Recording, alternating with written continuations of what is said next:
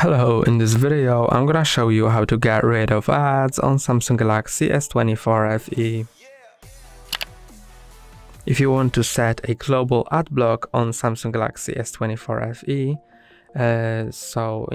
across all of the apps you will not see any ads, go to settings.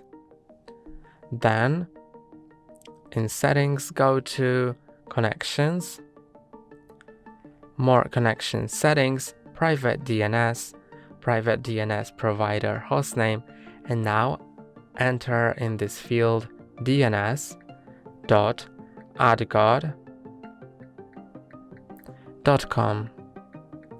Then click on save. That's all for today. Don't forget to like and subscribe. See you next time.